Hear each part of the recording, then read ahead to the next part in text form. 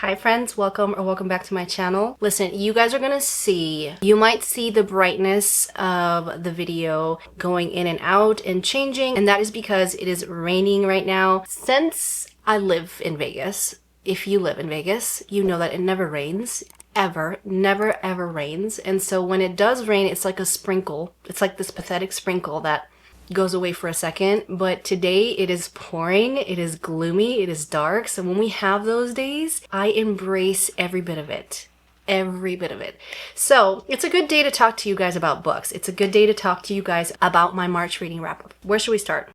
First of all, I got myself a really fancy cup, which has nothing to do with this video and the topic of this video, but I'm just so happy. This is like my first brewmate.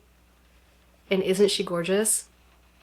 Anyways, aside from that, for the month of March, I ended up reading 11 books. It started off rocky with the first book on this list, and then it got better. I could have read more, but I did binge a few series in here, which I'm proud of myself because I never binge series back to back like this. And some of these books were on the chunkier side, so I'm just happy that I managed to even read 11 books this month. Okay, so the first thing that we read this month was Riftborne by Claire Legrand. Now, I started this book several months ago, and I got to the middle of it, and I was kind of bored out of my mind. Not bored out of my mind, but it wasn't enough to keep me wanting to continue it. It's such a shame though, because this book to me had such great potential. We have two different queens that live in different time frames. They're living centuries apart. One has the power to save the world and the other one has the power to destroy it. Somehow throughout the story or throughout the series, their lives, even though they're centuries apart, intertwine with each other. The story goes from there. I thought I would enjoy this much more. Let's just put it this way. I gave this one a 3.5 just because it was one of these books where you are introduced to the world and what's happening and to these queens in the beginning of the book, but also it's not intriguing enough for me to care to want to continue it during the slow points of the book. This was a bit too slow paced for me. I do love me a slow paced fantasy, but this to me was just too slow, which is why I'm not sure that I'll be picking up book 2 anytime soon. Who knows? I might surprise you and I might pick it up next month. Who knows? Given that I'm a mood reader, my thoughts about what book I'm going to read next always change, but for the most part, this was okay. This wasn't life-changing or anything like that. Even though I thought it was interesting that you kept switching points of views and timelines, to me, I think that the author did that to keep you intrigued, but it was just too slow-paced for me to even care, you know? Then I read Riftborne, which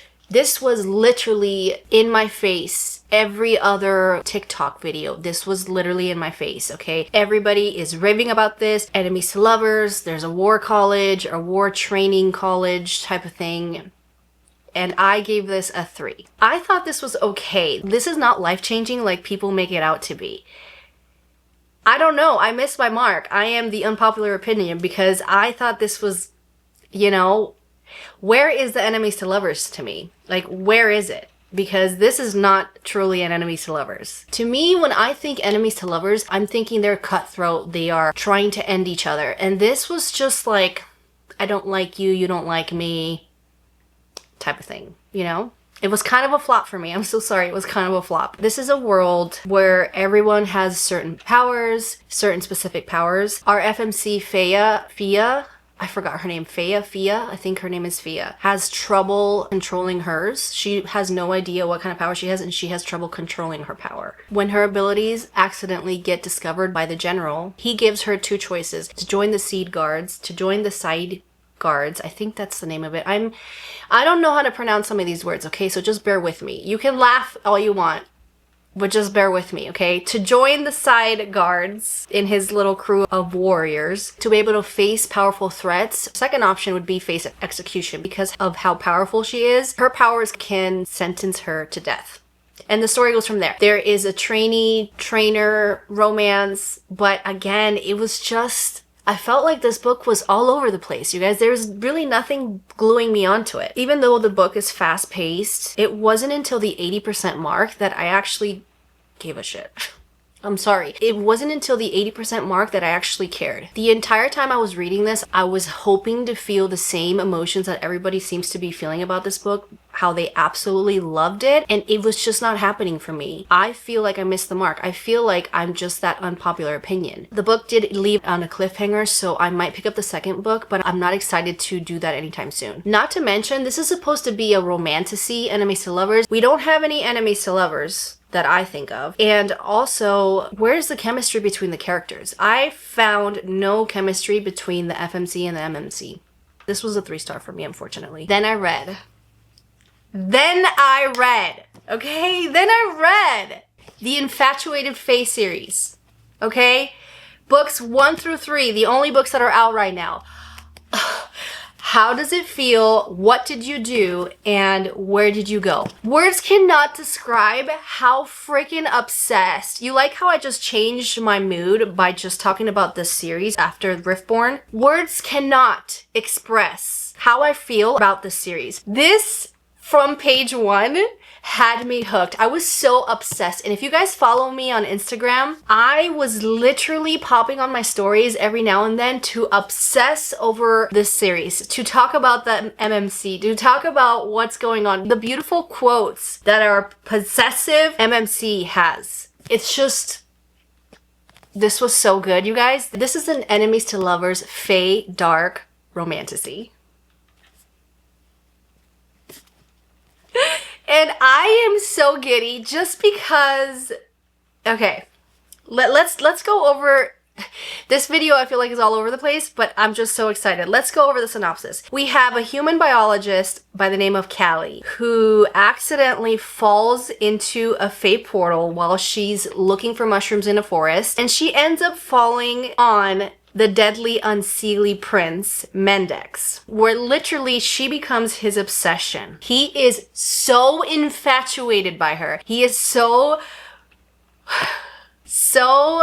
disturbingly obsessed with her that I freaking ate this up. I loved every bit of this. I loved how unhinged this male Fae is for this woman. Here's the funny thing about the first book, the beginning of the book and the first book in the synopsis, I'm not going to tell you anything else, is that she is stuck in this Fae world and she is this puny little human, and the unseelie, dark, brooding, evil prince, he thinks that she was sent from the human world to assassinate him. Let me just tell you, it's dark. I will tell you, there are some disturbing things in here. Like, I think chapter 8 in this book, the first one, I was not ready for how disturbing this one scene was. It was just, like, I did not need to read that. That did not need to be included in the story. But when I tell you that everything about this series freaking had me on a chokehold, I was not doing anything else but devouring these books. We have Deadly Shadow Wielder, the unseelie prince. He's very cruel and he's very mean to her in the beginning. He's possessive. There's Deadly Trials, Forced Proximity, Bonded Through Marriage, Touch Her and Freaking Die. I mean, I can remember this one scene.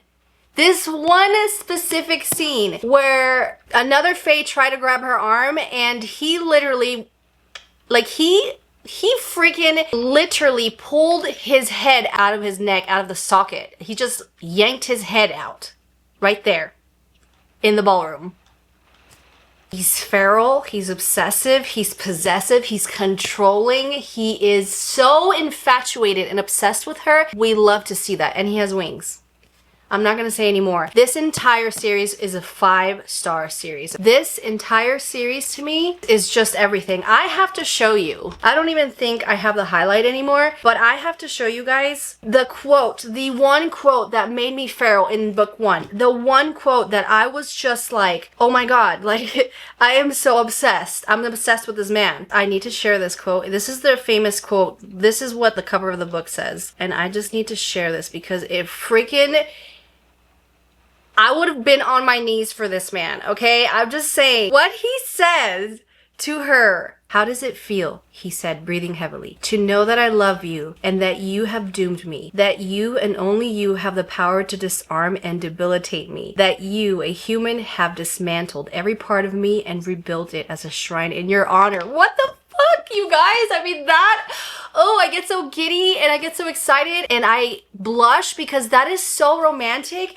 Another thing I love about this series is that not only is it fast-paced and dark and there's a lot of moving elements in it, but also it doesn't take itself serious. The writing can be a little cringe and corny at times, like the jokes are just funny and corny, but then also you get beautiful quotes like that like you can't help but like to go, you know, like literally every other paragraph that I read in here, I was kicking my feet, screaming, I was blushing, I was giddy.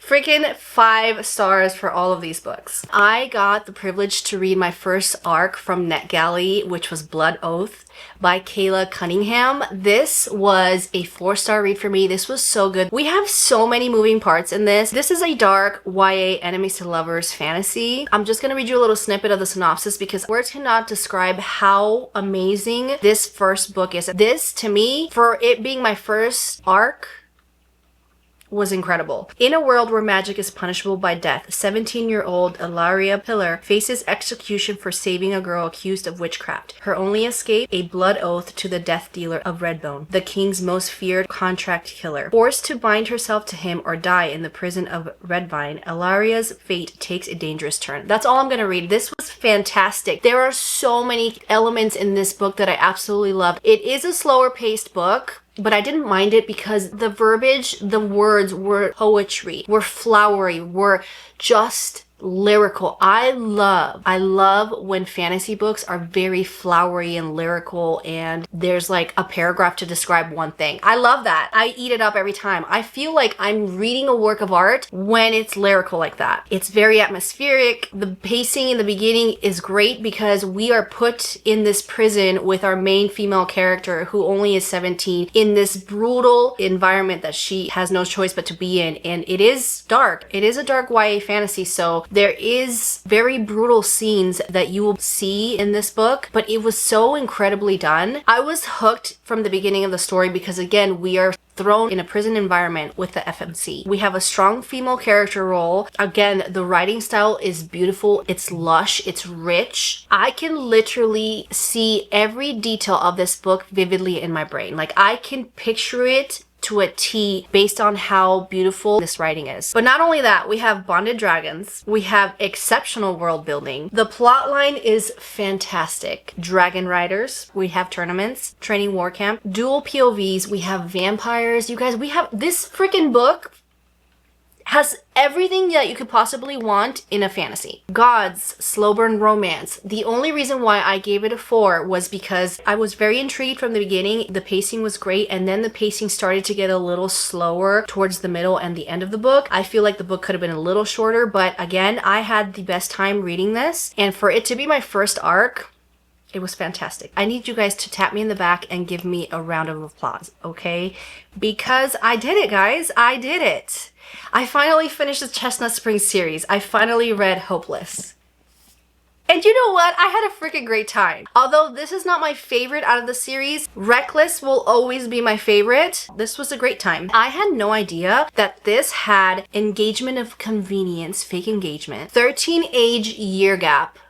And I love that. And our FMC happens to be a virgin. All those tropes I really enjoy, especially the fake engagement and the age gap. I really enjoy those in a book. I enjoyed this way more than I thought. And also the main male character, Bo, he's a military soldier. He does have PTSD. You see him go through these things. Our FMC also had a rough childhood. These characters are kind of going through their own trauma in a sense, but I love how they come together throughout the story, just become each other's support. We see their connection for these characters in a deeper level, which I really enjoyed. I love when romance books get deeper and show you what the characters have gone through, where they are present day to where they become together and how together they are better. This is also a slow burn, and the mouth on Mr. Bo, the mouth on Bo Eaton, was really good. I'm glad I closed the chapter of the Chestnut Spring series. I'm sad though. I'm hoping that when I jump into Wild Love that I will see cameos of the characters from the Chestnut Spring series. I did have an amazing time reading this series, but I'm glad that this is finally off my TBR. I ended up giving this one a 4. Finally read the first book in the Legends of Thesmar series by Helen Scheuer. I can never say her last name and it's so beautiful, but Helen Scheuer, I think it is. Blood and Steel. I gave this a 3. This was so disappointing for me. I'm so sorry. You guys want to know what my Goodreads review is? I'll tell you what my Goodreads review is. And I normally don't write negative reviews. Like, I try to keep it at a minimal because I'm not trying to talk badly about anybody's book, because I could never fathom writing a book myself, even though it would be like one of my dreams. But at the same time, I could appreciate and understand how hard the process of writing a book is. And this was just not it for me, you guys. This is my review. I really wanted to love this book. I had really high hopes, but unfortunately this was just okay. It wasn't the worst thing, but it was just okay. I wasn't obsessed with it. First, this really isn't an enemies to lovers. This is more of a rivals to lovers. Again, we don't have our main characters trying to end each other. We don't have any of that. We just have some banter back and forth, which was very disappointing to me because everybody raves about how the enemies to lovers portion of this is great. I love me a good sparring moment, but the sparring scenes in here just were a big blur in my mind. Like, I could care less about the sparring scenes, which is so unfortunate for me because I do appreciate those scenes when I'm given them in books. Also, like, the romance in here was not believable. It was a very slow romance from the beginning, and then when we finally got to the confession of we like each other type of moment, and the moment it fizzled out, and then what happened to the romance type of thing, you know, what happened? So then it was slow,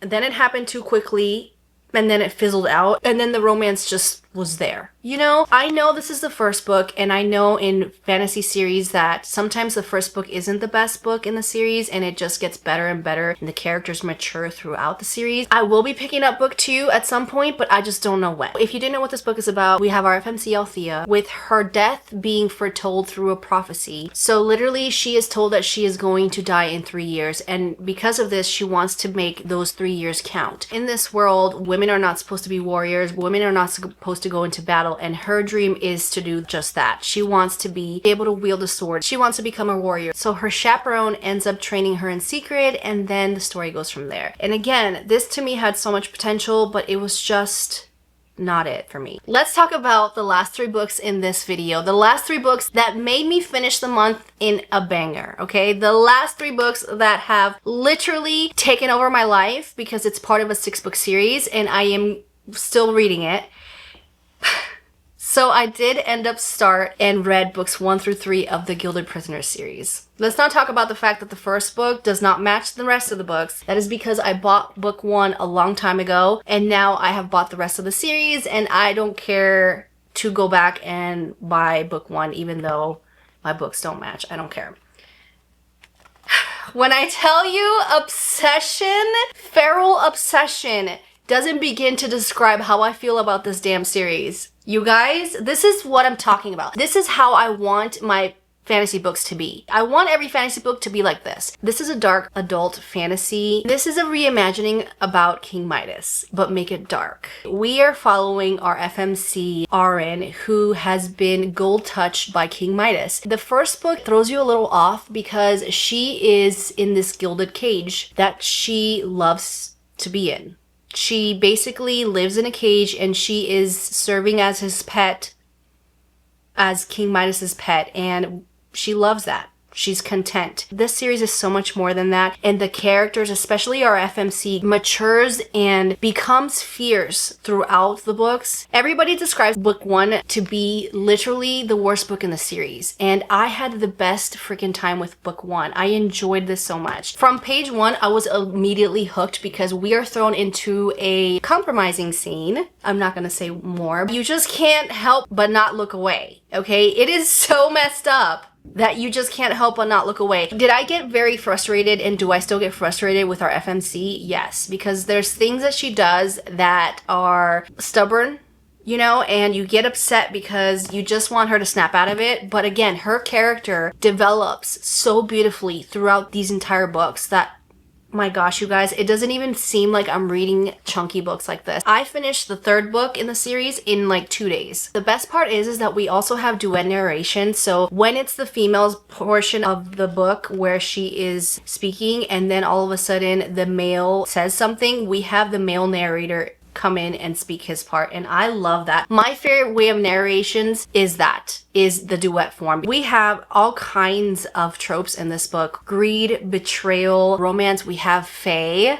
I had no idea there was gonna be fae in here. I had no idea. This book has politics, schemes. I would explain this series as a very strategic game of chess where every single moving part matters. We have cutthroat people trying to overtake the throne, lies, manipulations, the continual consuming greed to overtake the throne is perfection. We love to see it. I love to see things like this happen in fantasy books. Power, selfish ambition, manipulative, greedy kings, dark, deadly kings, power-hungry royals. These people will do anything to stay at the top. I feel like the magic also develops throughout the books, and at first I wasn't very impressed by the magic, but as the books go along, boy, does it get better. You know what I also love about this series is that I love me a good side plot romance between the other side characters. Please, please, please, please make these side romances more in other fantasy books. I absolutely love that in fantasies, where we're not just focused on one couple, but then we get sprinkles and cameos of different couples, different potential romances throughout the books. I can't say any more good things about that. This is a dark fantasy, so there are some triggers. We see a lot of sexual assault in here, child trafficking, emotional and physical abuse, and a few more things. So make sure you look up the rest of the triggers because they are triggering. But anyways, I ended up the month with this series, and I'm so freaking happy that I did because I was going to go into another little slump again, and I just randomly picked this up. My god, did I have the best time ever. I am currently on book 4. I'm almost 200 pages into it, and again, I'm loving this series so damn much. It has to be one of my favorite series so far of this year. Hands down, one of the best I've read, and I don't know why I've put it off for so long, but I'm glad I finally started it because every single book in this series has been a 5-star. Actually, you know what? Every single book in this series has been a 6-star. I never give 6 stars to anything. This has been a 6-star. If this is on your TBR, pick it up because I just don't see how anybody cannot like this series. I just don't. Anyways, those are the 11 books. I'm not sure if I mentioned in the beginning, but I did end up reading 11 books this month, and those are it. Those are the 11 books I read. Again, I love when I start the month off semi-okay, but then I end it in a bang, and I'm just, literally the series, you guys, has consumed my life. I have an arc to read that I want to get to in April, and I have put that aside because I want to keep reading the Plated Prisoner series. So that's it. That's it for today's video. If you enjoyed this video, please don't forget to hit the like and subscribe button, and I will catch you on the next one. Bye!